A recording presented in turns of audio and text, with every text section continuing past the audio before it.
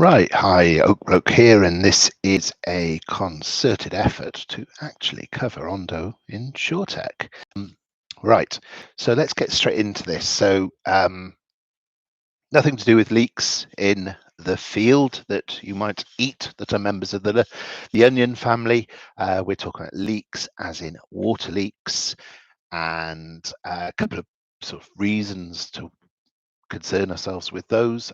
Let's zoom into this a little bit. Let's zoom into it here even. Right. Oh, yes, there we go. We had a delayed zoom going on. There we go. Just make that a bit bigger so you can read it a bit easier. So this hasn't been published yet. So you lucky people on the YouTube channel are going to see this article ahead of people on Substack. So this is going to go on Substack in due course. So problem with water leaks is, number one, it takes a lot of energy to create water. You obviously need water to create water. You need clean water, and that takes energy. And the problem that we have is this is currently our outlook for 2025. So groundwater is very in short supply. So there's danger of drought. There's some talk of there being another dust bowl, which of course happened back in the 1930s. So the John Steinbeck books, if you've ever read those, or it wasn't the Great Depression that caused the dust bowl. One of my misconceptions from school was that that there was a connection, and years later I thought, hang on a minute, how could a depression, how could an economic depression cause a dust bowl? Anyway, it turned out that it was just the weather. The weather was very dry, and there was drought. But it looks like there could be something similar happening and forming in the US. Now, blue is good, red is bad. Obviously, there's some spots of blue, and these are, of course, the mountains, the Rockies. Yeah, things are not looking good across.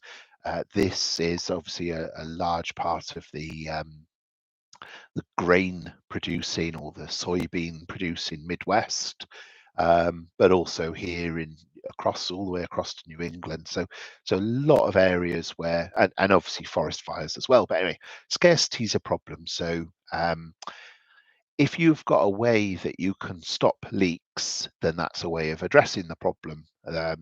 Leaks create massive waste, so trillions of liters and oodles of Olympic-sized swimming pools. So big problem. And there's also the problem in the UK of water leaks, as in the pipes leading to our houses. So there's there is sort of problems that are being addressed by the water utilities, and there's problems that are being addressed by households. So drought is a big factor. I mean, if you look at the European outlook, it's even worse. I mean, pretty much the whole of Central and Eastern Europe is under drought watch in 2025. Western UK and Republic of Ireland, the Western Republic of Ireland, and everywhere westerly facing is looking in drought. So large parts of the UK, but large parts of Western Norway, again, heavily populated parts of Norway. Yeah, so I mean that obviously some parts like Portugal, Spain look okay. And these are just sort of outlooks, and this is as at the 19th of May. So a big macro. But actually, this is something that Ondo themselves don't make any kind of real reference to, apart from the fact that they've got two water companies in the UK, one that has 2.5 million customers, one that has 2.7. The first one's been trialing it. Southern Water's been trialing it for a while. Northumbria has just been announced. Southern has yielded positive results. So this was the press release from a few days ago. 9.1 megaliters of water. I don't know if that's a Johnny Depp sized amount of saving, but I know he had a mega pint of something. So a megaliter presumably is a Johnny Depp sized amount of savings. So yeah, look, I mean, the serious point here is that this was an interesting statistic. The southeast of England has less water per person than Morocco. That just blows my mind, because of course you sort of think of Morocco as a very dry country, and perhaps it is, perhaps part of it is, but the southeast of England, I suppose, doesn't have vast mountains, doesn't have the Atlas Mountains, and maybe there's some parts of Morocco that are very dry that we kind of know about, that are sort of like desert-like, but then there's obviously other parts that perhaps get a lot of water because of their mountainous areas. Anyway, so it's also interesting to see that the Americans actually do tiered pricing. So if you use lots and lots of water, then you kind of get charged for the privilege. So whilst we use carrots, the Americans use sticks.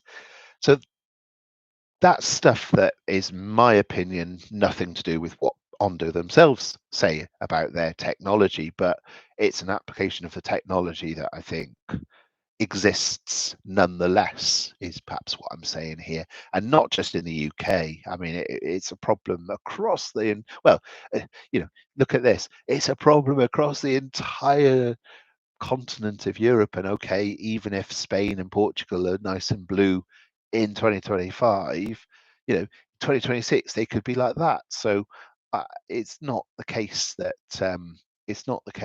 this is not applicable across pretty much every country of the world and every household across the world.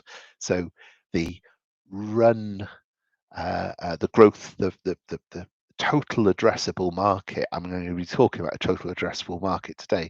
The actual size of this total addressable market is pretty much every house on the planet. I mean, it really is. And these guys have got patented technology to that nobody else can copy, which is to do with monitoring leaks based upon water temperature changes versus the ambient temperature. We'll come to that in a minute. So anyway, the focus for Ondo Insurtech is, because it's Insurtech, is about leaks that cause damage and claims. So that's the big market that they see, and I don't dispute that it's obviously a big market. Frequency of a claim is about about 1.6 people in 100 will claim for water damage in a year. So that suggests that every 80 years everyone gets a leak. That's kind of what those numbers are sort of telling us, isn't it? That everyone will get a leak eventually. So even if this technology kind of goes in, fixes the problem, that's not to say that you're not going to have a new or different problem tomorrow, that something else starts leaking or whatever. So it's having that peace of mind, because on balance, once in 80 years everyone gets a water leak. And maybe some people get more water leaks than others, who knows. But when they do get a water leak, the average cost of that leak is $14,000, and of course this differs across different countries. I think the cost in the US is higher than the UK, for example. So the cost of insuring for water leaks, because at the end of the day, this is how insurance works, is that they'll say, the claims are this, the risk therefore is this, and therefore the premium is that. I mean, the amount of premium they're having to add to a household insurance bill is about $220 per person per policy. It's not per person, it's per household and per policy. So there's a vast amount of risk. So if somebody comes along and says, look, for a small fraction of that 220, for $60 a year, $60 a year, $60 that perhaps you can pass on to your customer, Mr. Insurance Person, because of course there's a benefit to the householder to have a, a, a, a, um, a gadget that monitors. Because at the end of the day, you don't claim insurance for the hell of it, or at least most people don't. You do so because you've suffered a loss. I mean, of course, there are some fraudulent claims, etc. But um, I would say, people that kind of have had a water leak that then, I don't know, the water pours through onto their television or onto their the pictures of their wedding and all the, obviously with digital pictures, maybe that's not such a big deal nowadays, but generally it's a pretty appalling time when you have a water leak that causes damage to your house of $14,000. I mean, that's a not nice place to be. That's probably ruined, family mementos and all sorts, and causes all manner of disruption. And then you've got to go, maybe move out for a period of time whilst the workmen come in and fix the problem. I mean, it's just I've had it myself where it was just a nightmare. It was very much like that Tom Hanks film, The Money Pit. I had a house which was exactly like that, even to the point where I didn't fall through the floor and sort of my legs wiggling around in a carpet from the upstairs, but it wasn't far off that. I could sort of shout downstairs through a hole in the roof, a hole in the floor. Anyway. It's don't want to be in a money pit because it's not a nice experience. It was a funny film. I mean, it's the Schadenfreude of watching Tom Hanks go through the experience of being in a money pit, but to be in a money pit's not a nice place to be. So yeah, if you can avoid it, it's a good thing to avoid. So anyway, this is a technology that's a black box monitoring type stuff like you'd get in a car, but it's in the house, it's on the water. Stopcock, it's self-installed, so it doesn't need a plumber to come in and install it. Very highly accurate to within 1 teaspoon of water per minute. So incredibly accurate. I make some comparisons to Oak Bloke 25 for 25 idea that I canned and called time on. One of the reasons I called time on it was their product is $60 a month, which was, I thought, even if you're a high net worth, you've got to be, quite enthusiastic and quite well heeled to afford $60 a month. I think that your target market there is quite specialized to kind of multi-million pound homes, and probably quite a few multi-millions in that millions to afford that sort of, that's proper high-end luxury as far as I'm concerned. Whereas the ONDO Insurtech product is $5 a month and doesn't need a plumber. So the $389 to $1,600 cost, which I think was that was my estimate of a plumber's a call out fee on top of the subscription plan. So there's no cutting of the pipe to install the device.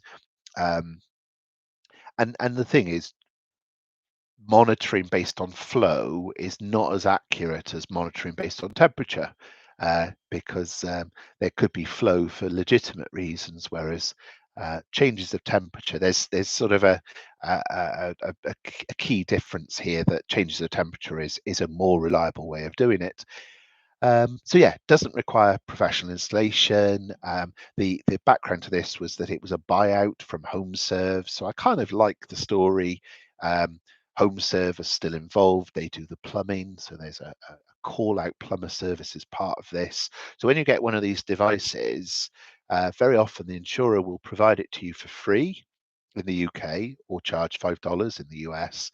They're also in the Nordics, so in Denmark, Sweden. Again, it's free to the householder, and they're doing that because it's worth them doing that. The savings to the insurer outweigh the cost of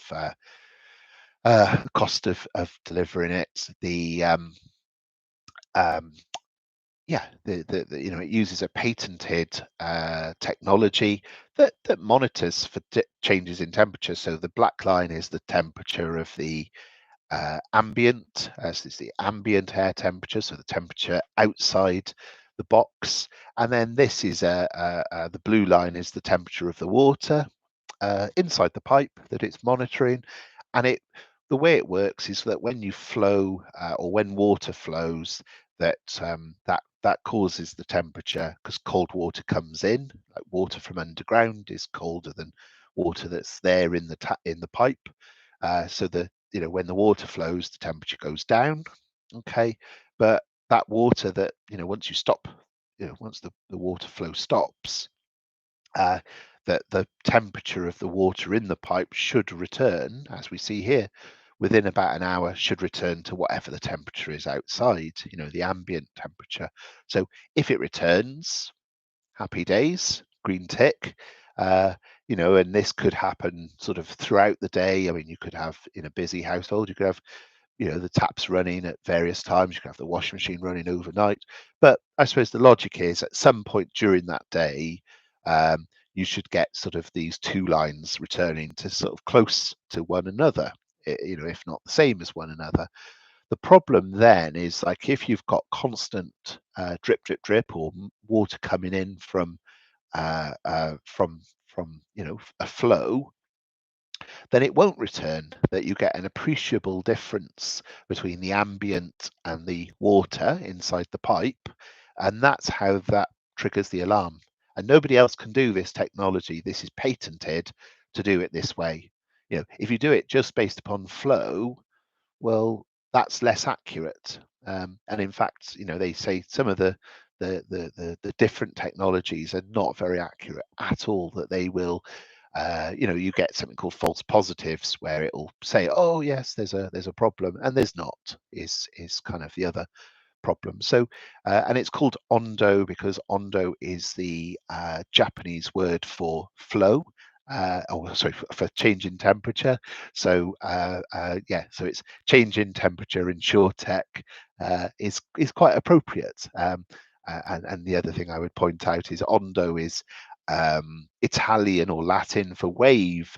So it kind of this nomenclature works on a number of levels. Actually, it's very, very clever, and I like clever names. I think it's not a bad thing that it is able to do that. This is a video that covers how the engineers call out. So the business model is that in year one, if you get one of these gadgets, the first thing it might do is say, "Hang on, you've got a problem."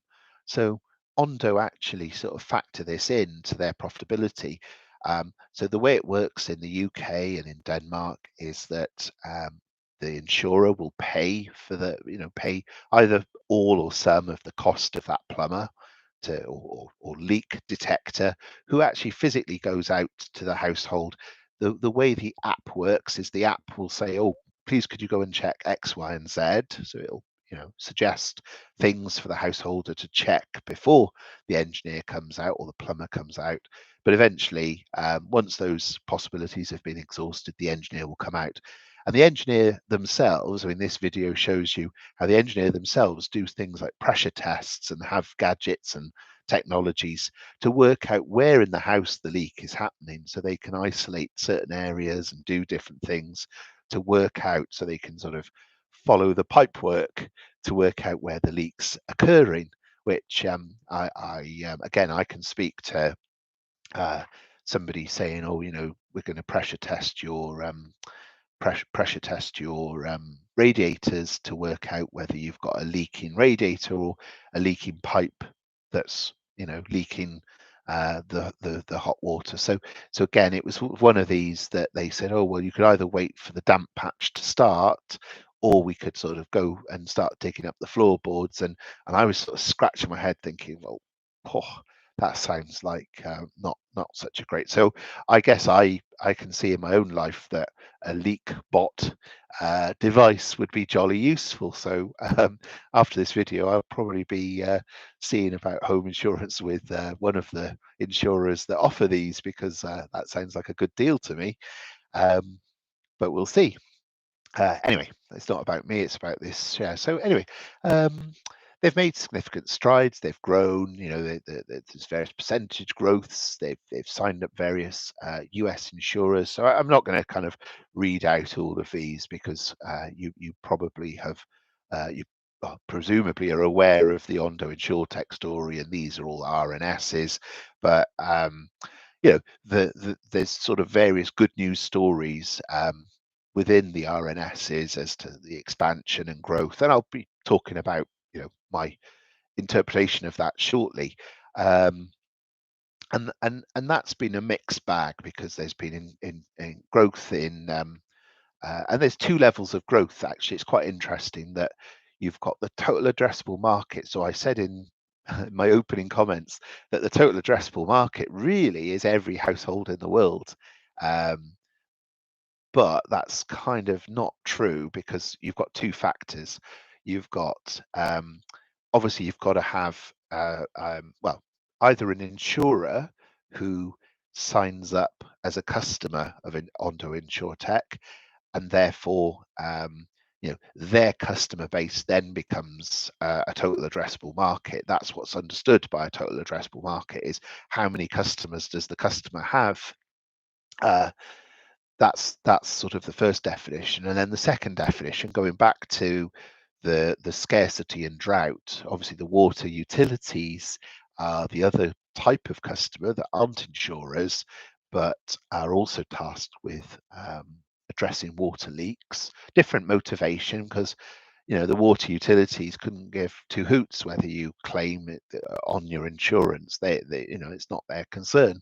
But what they are concerned about is getting into trouble with Ofwat and getting penalties from Ofwat, and performance on reducing leaks is part of the 2025 to 2030 plan.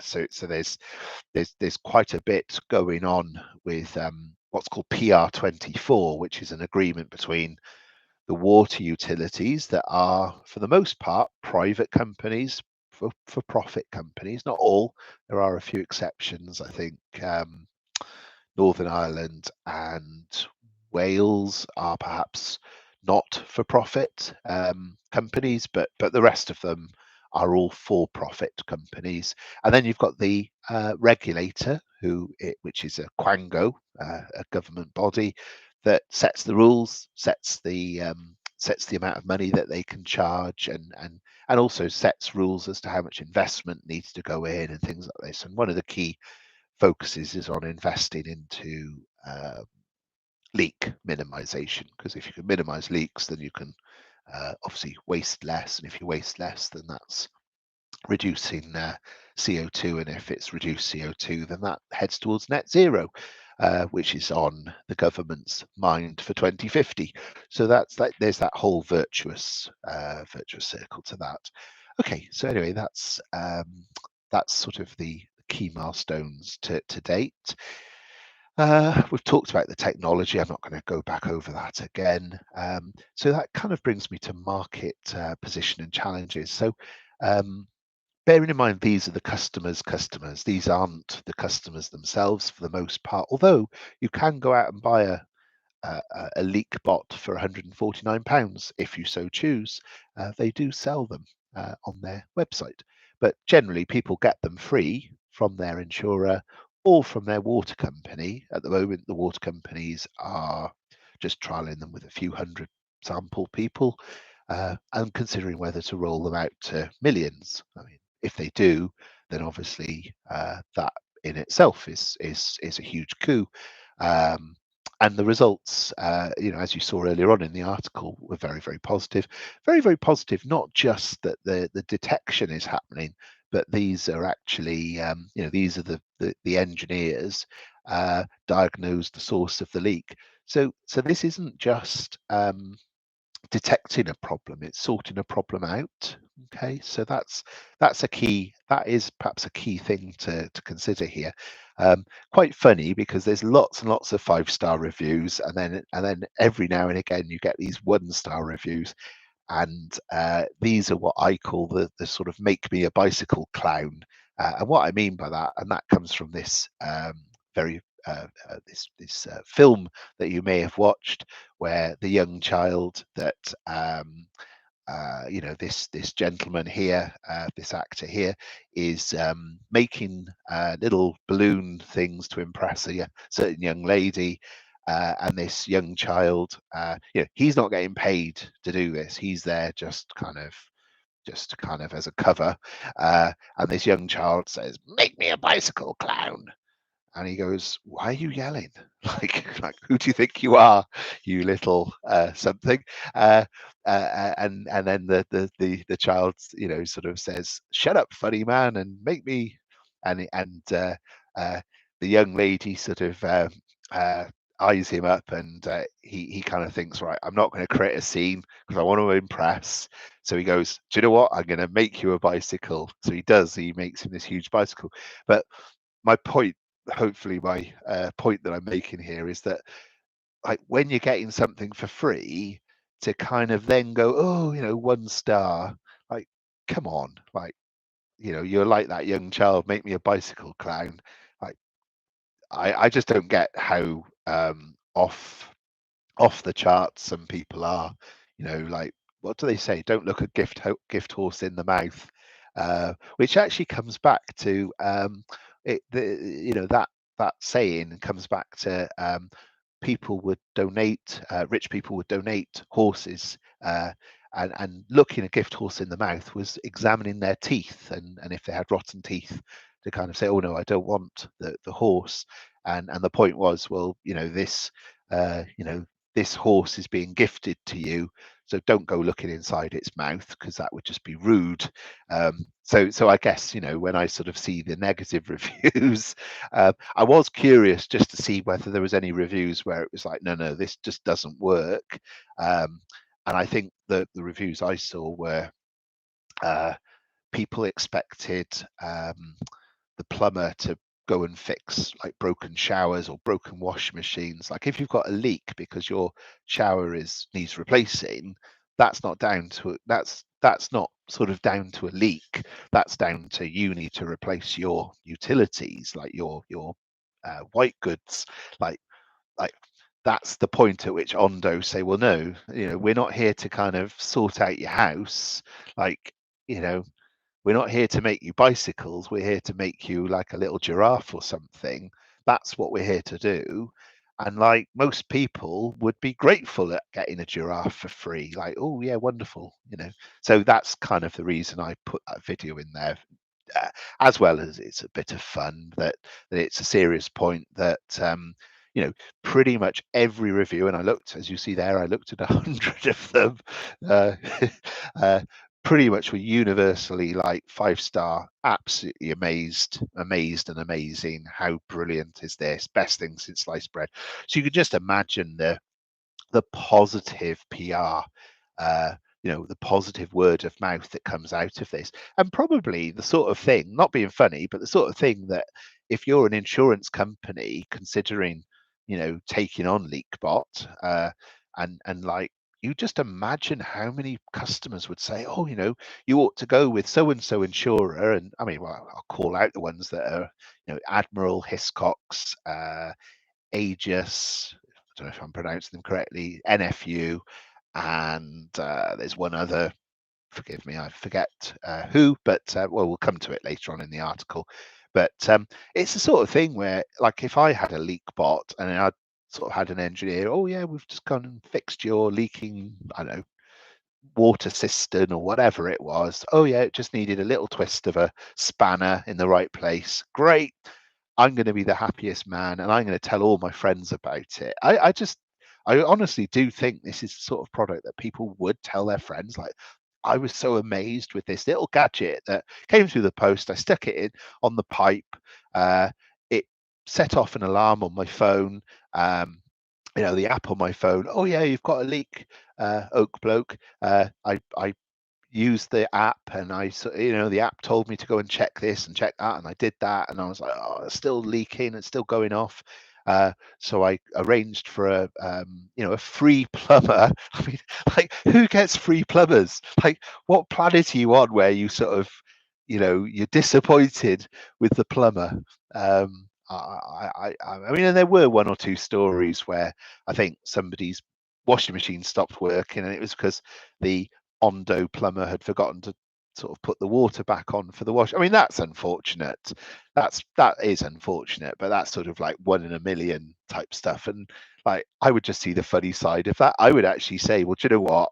Like, I've had to pay for a plumber to come out and fix my washing machine, which turned out to be the Ondo plumber that forgot to put the water back on. And that's now, I mean, I think they said, oh, it cost me £230. Well, don't use a plumber that charges you £230 to turn a bit of water back on. I mean, what planet is it where plumbers charge that amount of money for doing something as simple as that? But yeah, I mean, like, there were one or two where people had messed up, but that's life. I mean, like, that will happen. That's a 1 in a million, and hopefully, like, they learned a lesson there, that they'll have like a little checklist for their plumbers that, like, oh, make sure you switch back things back on, and tick tick tick, like a little tick list is what's needed there to sort that out in the future. And actually, the other thing that I thought was really cool was when the plumbers go there and fix leaks. So imagine I've got a leak in my bathroom, and beneath my bathroom is my dining room, let's say. And in my dining room, I've got, I don't know, electrics and this and something else, all different stuff. Like, what they do is they'll say, oh, Oak Bloke, do you mind if we just take a photo of the room that would have got flooded out had this water system broke? And of course, the householder's probably going to go, yeah, no problem. Oh, it's just part for the, for the insurance, just to sort of prove that we've done a free service, but this has been valuable, and it helps with your home insurance. Oh yeah, no problem. Go ahead, take a photo. But they send a photo of that back to the insurance, back to their customer, to say, hey, like, look at this room, like, look at Oak Bloke's high-end television set that was sat beneath that water system, where the water bursting would have just destroyed that, and you would have had to replace that. And and look, he's got lovely whatever he's got that would have been very expensive to replace, to repair, or to sort out. So anyway, it's like that sort of thing, I think, is just genius as well. I really liked the idea that they are proofing back to their customers the value of the service that they're providing to the customers. So yeah, I mean, obviously, just looking at sort of what other people are saying about Ondo was not that great. I mean, it was sort of quite negative, that it's a amber red because it's a high multiple of sales, that the recurring revenue included a pilot scheme, that the cash isn't particularly high, that the company is expected to remain loss-making for years. And I was like, well, who is saying it's going to remain loss-making for years? So I got quite confused by that, and I started looking around, couldn't find anyone that was saying that. So anyway, I kind of concluded that it was just sort of somebody passing off their own opinion as a generalized fact and truism, which then reminded me of Tyrion Lannister, who tried that with Daenerys. And a wise man once said, you should never believe a certain thing just because you want to believe it. And Daenerys says, which wise man said this? Tyrion goes, backtracking, oh, I don't remember. And Daenerys says, are you trying to pass off your own statements as ancient wisdom? It just cracks me up. So anyway, I just put that little, so I don't see, I sort of just came at this with an open mind, rather than sort of like believe that but I mean, yeah, if you look at it on a valuation based on sales alone, I mean, yes, I can see that. And also based on cash, yes, I can see that the cash isn't vast, but what does the run rate look like? What does the cash generation forward prospects look like? So I've spent a lot of time working through the numbers, and I'm in this video, I'm going to attempt, I'm not saying I'm going to be successful, but I'm going to attempt to explain my rationale as to how I believe that it's going to be highly cash generative. I shall do my best. I kind of make a few other points, that obviously they've done a couple of fundraisers. They say they're not going to do any more, that they don't need to do any more, which obviously is quite a brave thing to say when you've got a track record of doing that, that your support mechanism has been further fundraisers, to then come out and say, well, we're not going to do any more, suggests that the management think they know something that the market doesn't. What do they know? So I sort of came out of this a lot more relaxed about, I mean, the thing about the pilot for a start, I mean, as far as I can see, there's no difference in the contractual obligations of somebody in a pilot scheme versus somebody not in the pilot scheme. The only exception I found was there was an instance where Admiral had said, we want, not wanting to sound like a young child wanting a bicycle, we want a guarantee that you're going to save us money. And if you don't save us money, we're going to charge you money for not saving us money. And I kind of sat there, I thought, well, that's quite aggressive. But they also said, if you do save us money and you save us more money than this amount of money, we'll give you more money than the money we've already said we'll give you. So it kind of was a, like, if you can live up to what you're claiming, if you can live up to your claims, then you'll be a rich man. You'll be rewarded. It's a bit like sorry, I keep coming back to sort of Game of Thrones analogies and things like that, but it's almost like that scenario where your loyalty will be rewarded if your words are true, but if your words speak false, then it shall go badly for you. You can just imagine the sort of that happening in a film. It didn't happen in a film. It happened between Ondo Insurtech and Admiral Insurance. But one of the interesting comments, and we haven't got closure on whether it has or hasn't proven to be the case yet, because it was in the September 2024 results. But one of the, again, telling comments was Ondo CEO saying, we are fully confident that we're not going to be paying a penny in compensation to Admiral. We stand very much by our ability to create savings, and so the jury is out on that. But that's the only instance where a pilot was sort of contractually or as far as I can tell, contractually different to something that wasn't a pilot. So don't let the word pilot make it sound like less certain, because as far as I can see, any of these insurers could cancel their services at any time at no cost or detriment to themselves.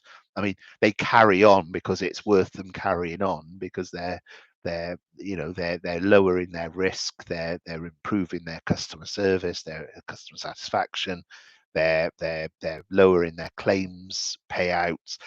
It's worth them carrying on. It's profitable for them to carry on. The fact that something is or isn't a pilot is irrelevant as far as I can see. I don't know that, and I obviously haven't got sight of what the contract of a pilot scheme versus a non-pilot scheme looks like, but I suspect that that's the case. I'm pretty. There's no evidence to suggest that a pilot is less certain. A pilot is just that they are considering it. But anyway, that was sort of just one thing I was that sometimes words can sort of create a certain picture in people's minds, which is not a reflection of the reality. Anyway,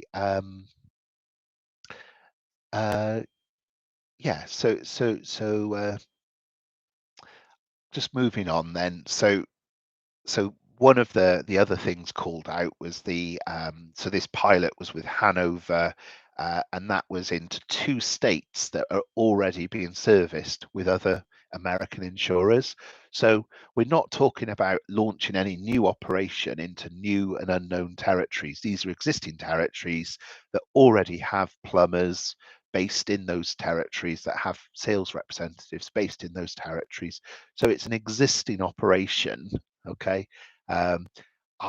I kind of think that is much lower risk because it's a known quantity.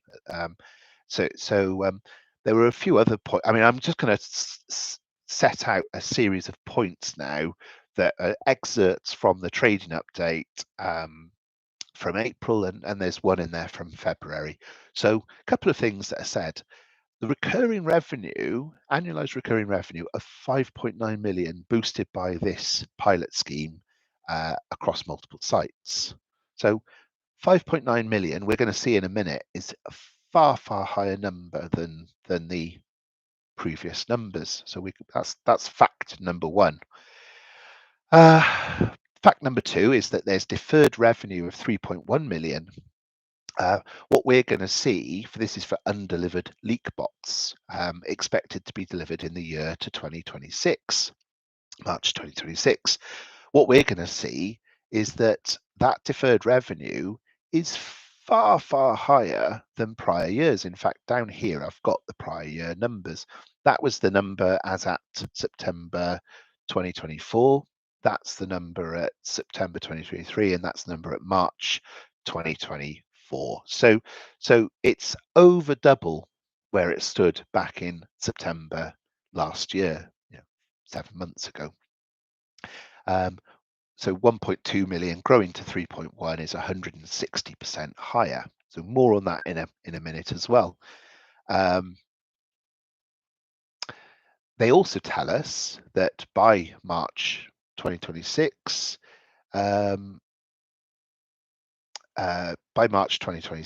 that they'll need no further funding. That there'll be a bit positive. Okay, that's a brave thing to say. So more on that in a minute as well. Okay, so projecting revenues reaffirms positive trading without need for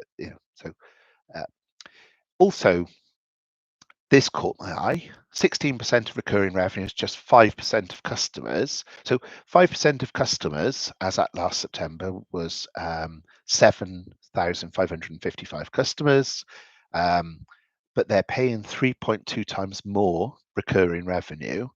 But we're also told in another breath that the customers in the US are 34,000, not 7,500. So this 3.2 times more is not 3.2 times more, because it was 3 times 3. This is where it gets complicated. It's 3.2 in the year, or in the period to September 2024, but some of those wouldn't have happened at the start of the period. So it's a larger increase than 3.2 times, and in actual fact, because quite a lot of these, in fact, they say here that a lot of this 16% were recently onboarded. So in other words, that 16% is for just part of the year, part of the period, part of the 6 months. So it's not 3.2, it's much more than 3.2. And then I started thinking, well, hang on a minute. If you've got 34,000, okay, out of 150,000, so this is, we're talking sort of a quarter of your customers are paying far, far more than what historically people paid. I kind of started looking at this, kind of going, well, hang on a minute. Okay,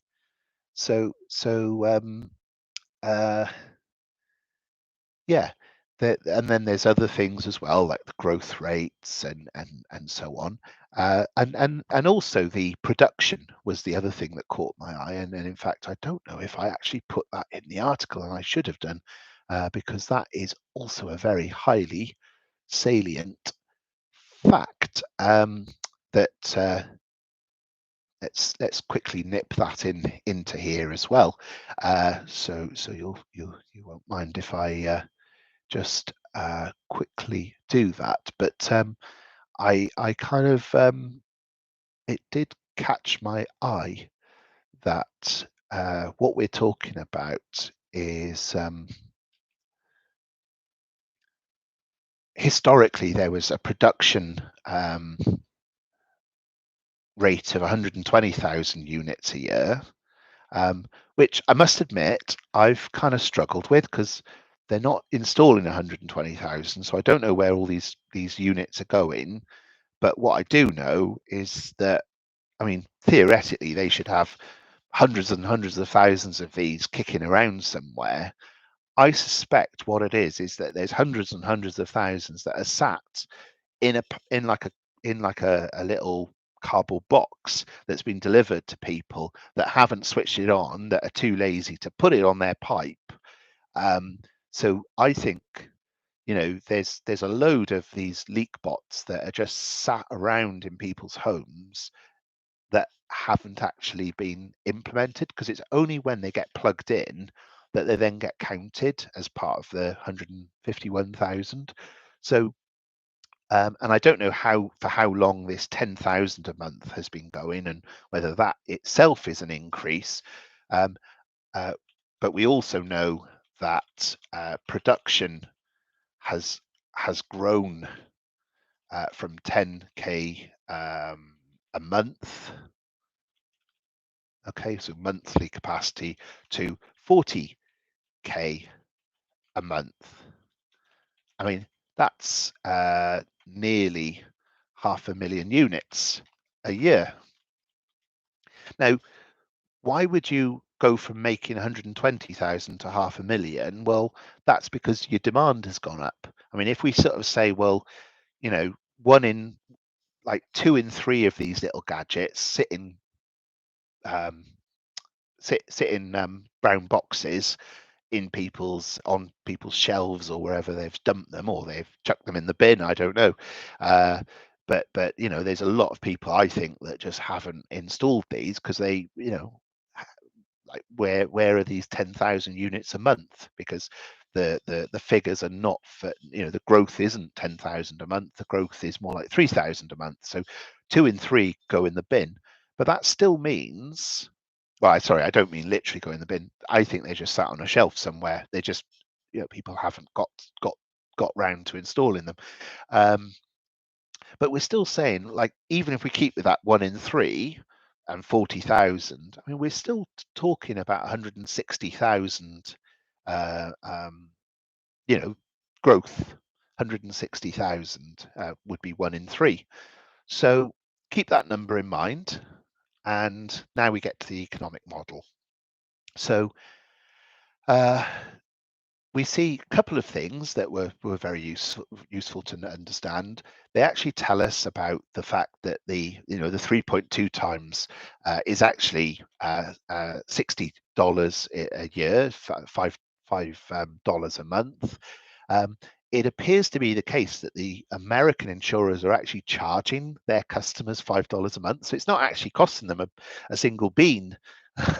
So, you know, when something's not costing you a single bean, that your customer's customer is actually paying the bill, I mean, why would you not just roll that out very aggressively? Because it's a no-brainer, isn't it? It's not costing you a thing, you the customer, you the American insurer. It's not costing you a single penny, a single cent, but your customers are paying the subscription charge that you're then passing on.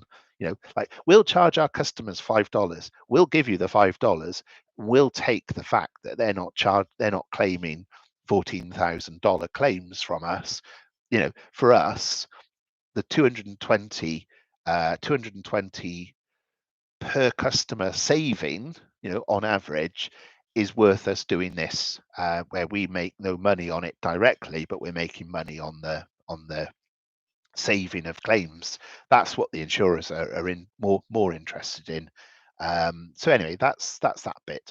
So so moving on to this. So there are different models. This is where I'm getting that £45 a year from. So it's this $5 a month, all in monthly subscription. Whereas the UK, Denmark, Sweden, they do a different model where the recurring revenue is a lot lower. And in fact, I kind of worked it out where this bit here, which is where is it gone? This bit here, gross margin of 49%. What that suggests to me is that rather than £45 a year, whatever the cost of the ARR cost is, then double that and you get the UK revenue. Okay, and I'm going to show you what I believe is the ARR cost in a minute, and I'll show you the average revenue. So you know, bear with me, and hopefully this will all become a bit clearer. So when we kind of look at this future outlook, he also talks about an 80% profit margin in year 2, a single-digit profit in year 1. So this is the CEO that calls this out. So here are my calculations. Now I'm going to put this onto. Let's actually just put this here. So what I've done is I've taken all the numbers back from 2021. Okay. Revenue grows. These are just actuals. We know that the revenue is going to be sorry, the revenue here is going to be no less than 3.8. So, oh, sorry, I'm blocking the. So yeah, this number and this number is 3.8. Okay, so it agrees back to what the update is.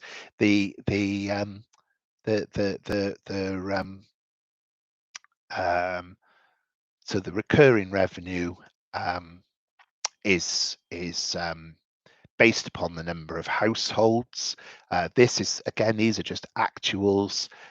This is disclosed in the trading update, 14 million. So you can sort of see here the jump in addressable households.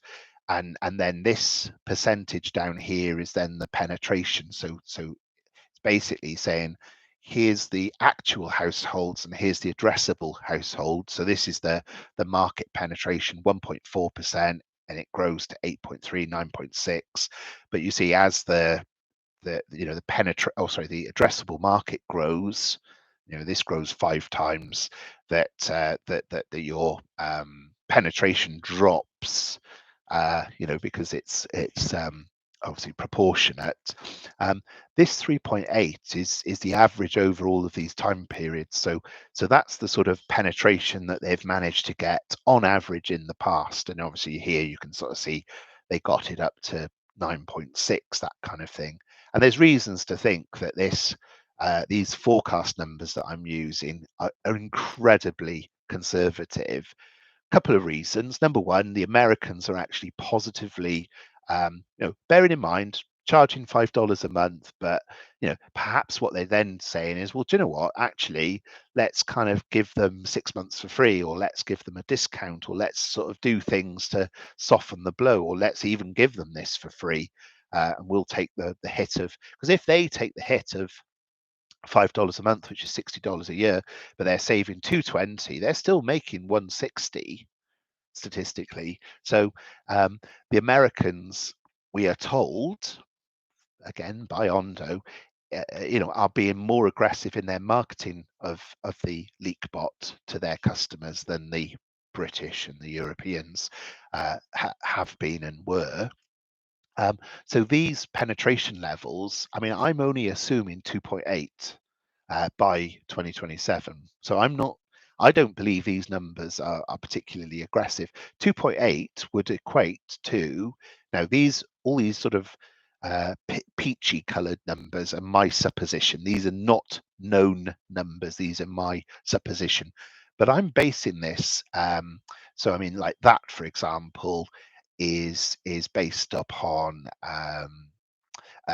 so just let's kind of work through these numbers. I mean, that is based upon that growing from that to that proportionately. That's all I'm doing, is I'm saying, well, that that is a sort of about 33% growth. So 33% on top of that gets me to 1.1. I think that's reasonable, if not conservative. What I'm then doing is I'm using that as the recurring revenue is, well, that isn't known, other than we do get a statement in the February trading update that says the recurring revenue by the end of 2025 is forecast to be 7.6 million recurring. Well, that kind of combined together would get you to 7.6. Okay, so that's the 7.6. This number here, 3.1, is the deferred revenue, okay, which is expected to be delivered in 2026. So that is the deferred revenue. This one, this is, I'll come on to that in a minute. So this is coming from a second sheet.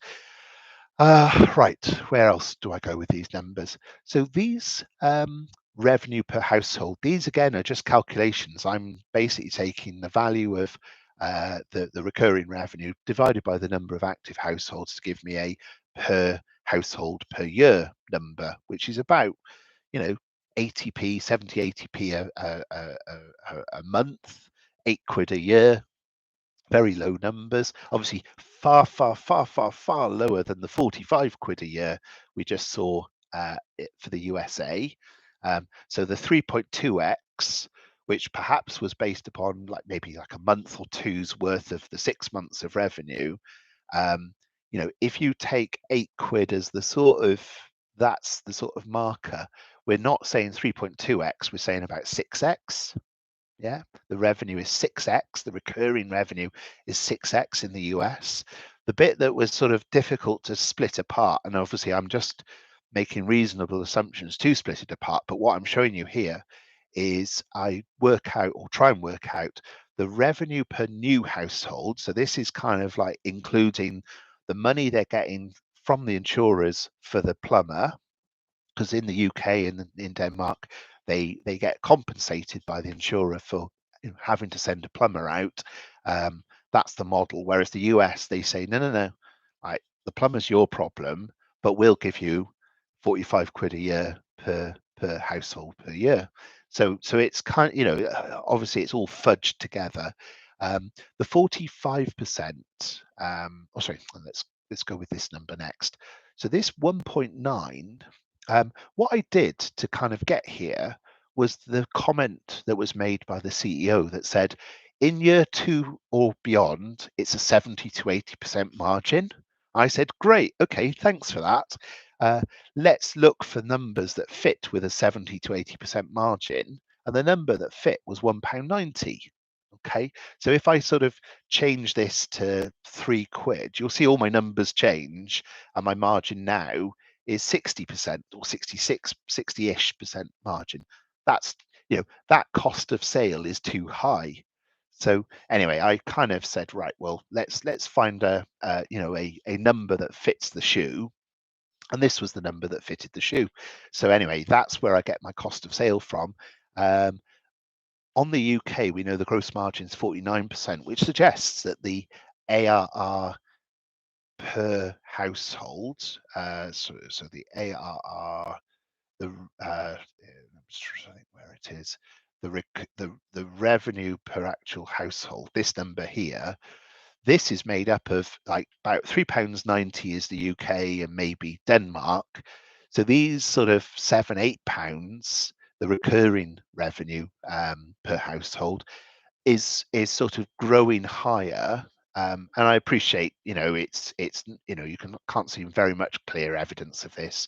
But because there were so few recurring households in the earlier years, I think that's the masked effect. But I believe that this number, and I've said it's going to grow to 11. I mean, if you've got some stuff where it's at sort of 4, 5, 6, 7, and you've got some stuff where it's at 45,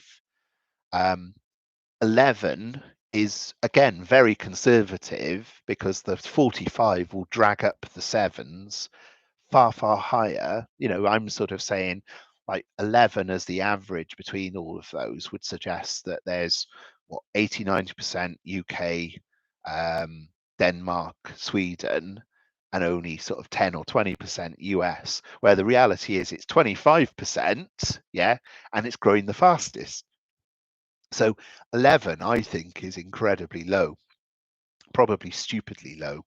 But let's go with that number just to be conservative. So you know that the cost of sales 195, or sorry, 190. The revenue is forecast to be 11, and that's how I arrive at these numbers. Okay, so my new customers, I'm assuming that to get to that, I'm using the 3.1 million, and I work out on a per customer basis, on the basis that an average customer, sorry, I should explain these as well. Average customer will generate about £31, I reckon. Okay, just based upon these numbers here. Again, if I just sort of do an average over those periods, I think that's actually 38. So I'm kind of going lower. Just turn that into pounds and pence. 38.92 is the average of the averages. Okay. So I'm going at 31 revenue. So if I sort of turn £31 of 3.1 million, I very conveniently get to 100,000 customers, okay, to get to my 3.1 million. So that's kind of that number there. And that should be a positive, not a negative, because revenue is positive. But it is a sort of a, sort of best guess. I'm kind of using sort of same principle here. I'm taking the average. And sort of 12.89. Well, I've gone with 19. So again, I'm being conservative. So there's that number there. And then cost of sale. I mean, we've talked through how I got to that. Cost of sale total. So what I'm doing is I'm multiplying that £1.90 by the number of total customers registered to come to a cost of sale. So basically I've used a lot, hopefully hopefully used a lot of science, but actually quite conservative science. And the other thing I did was I kind of just did a bit of maths to say, well, if there was 34,000 customers all paying 45 quid a month, then the recurring revenue would be 1.5 million, but the recurring revenue wasn't 1.5 million, it was 1.1 million. So I was like, well, like at first I was thinking the £45 a year is garbage, because otherwise why would the revenue? But then I was like, well, hang on a minute, there's a timing issue here. When you actually include the time, and we don't know exactly the timing of, other than majority were recent. There's a large contingent of recent was the words used. But actually, if you sort of put in a run rate for all of those 34,000, I mean, the future ARR, the recurring revenue for the US, you're talking about nearly, well, it's 0.8 of a million additional revenue, like post period. Like if you've signed somebody up on the 29th of September and then on the 30th of September, you say, oh, well, my recurring revenue was 1.16 million. Well, you've only had like 2 days worth of that customer on the 29th. So therefore, you're going to have 365 in the next year, but only 2 in the prior year. And that's the thing when you're looking at recurring revenue, is you've got to be sort of cognizant of the run rate and the run rate. Yeah, so that's kind of that. So anyway, let's come on to the next bit. So yeah, so here we've got our P&L. So I reckon we're going to see in the current year, and again, in the current year is this period to this period. We're told that it's going to be largely a bit to positive, or largely a bit to positive. So I kind of put my numbers in, and I got to sort of, well, not quite a bit to positive, but not far away. So I thought, you know what, I'm happy to just go with that again, conservative. But that sort of suggests that you're going to end up at a loss of about 1 million, okay, up to sort of in the current year, up to next March. But then I looked ahead to the sort of, again, just putting in, and I did sort of say, well, I think the customers are going to grow to 70, to 150,000. So we're only talking 2.8% of the total addressable market, which is lower than what we've seen before. So again, I think this is entirely conservative, but even so, that returns a profit of this, and that translates into, well, at 20 times earnings, translates into 54 million valuation. So that's about a third upside. So yeah, look, all looks very positive. Obviously, the thing that blew my socks off was that the addressable versus actual. So this is the addressable market, which is now at 14 million. The actual is at 150,000, and the growth that they've achieved, even whilst the addressable was kind of only increasing very slowly, was far bigger. You can sort of see a slight jump here, but this jump here, should cause this blue line to steepen dramatically, and also this, that the growing revenue from the US, this bit here, I think this totally understates the forward prospects. So anyway, that's all from me. Thank you for watching, and cheerio for now. Cheerio.